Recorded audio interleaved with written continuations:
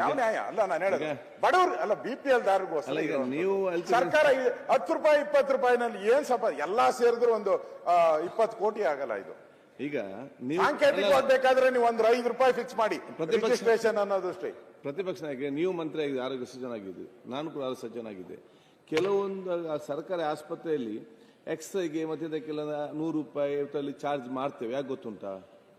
ಆವಾಗ ಯಾರು ನಿಜವಾಗಿ ಕೈ ನೋವಿದೆ ಅವನು ಬಂದು ಮಾತ್ರ ಎಕ್ಸ್ರೇ ತೆಗಿತಾನೆ.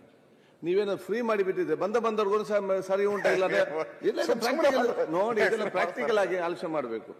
ಅದಕ್ಕಾಗಿ ಮಿನಿಮಮ್ ಚಾರ್ಜ್ ಇಟ್ಕೊಳ್ಳಿ. ಯಾಕೆ ಅಗತ್ಯ ಇದ್ದವನೇ ಅಲ್ಲಿ ಬಂದು ಟ್ರೀಟ್ಮೆಂಟ್ ತಗೊಳ್ಳೋದು. ನೀವೆಲ್ಲ ಫ್ರೀ ಅಂತ ಹೇಳಿದ್ರೆ ಹೇಗದು ಫ್ರೀ ಅಲ್ಲ ನೋಡು ಅಂತೇಳಿ ಆಗಾಗ ಒಂದು ಬಂದು ಹೋಗೋರು ಅಂತ ವಿಚಾರವೂ ಇರ್ತದೆ. ಅದಕ್ಕಾಗಿ ಮಿನಿಮಮ್ ಇಡುವಂತ ಕೆಲಸ ಆಗ್ತದೆ ಅಂತ ಹೇಳ್ತೇನೆ. ಅದು ಅತಿಯಾದ ದುಬಾರಿ ಆಯ್ತು ಅಧ್ಯಕ್ಷ. ಓಕೆ, ದುಬಾರಿ ಎರಡೆರಡು ಸರಿ. ಈಗ ಒಂದ್ಸರಿ ಒಳಗಡೆ ಬಂದ್ರೆ ಒಂದ್ಸರಿ ರಿಜಿಸ್ಟ್ರೇಷನ್ ಬಂದ್ರೆ ಮುಗೀತು. ಅವ್ರ ಟ್ರೀಟ್ಮೆಂಟ್ ತಗೊಳಕ್ಕೆ ಪೂರ್ತಿ ಟ್ರೀಟ್ಮೆಂಟ್ ಕೊಡಬೇಕು. ಮತ್ತೆ ನೀವು ನೆಕ್ಸ್ಟ್ ವಾರ ಬಂದ್ರೆ ಇನ್ನ 20 ರೂಪಾಯಿ 30 ರೂಪಾಯಿ ಕಟ್ಟಿ ಪದೇ ಏನಿದೆ ಅರ್ಥನೇ ಇಲ್ಲ. ಇದೆಲ್ಲ ಸ್ಮಾಲ್ ಅಮೌಂಟ್. ಸರ್ಕಾರಕ್ಕೆ ಇದೆಲ್ಲ 1 ಕೋಟಿನೂ ಬೆಲೆ ಬರಲ್ಲ. ಇದರಲ್ಲಿ ಯಾಕೆ ಜನಗಳಿಗೆ ನೋವು ಮಾಡ್ತೀರಾ ಅನ್ನೋದು.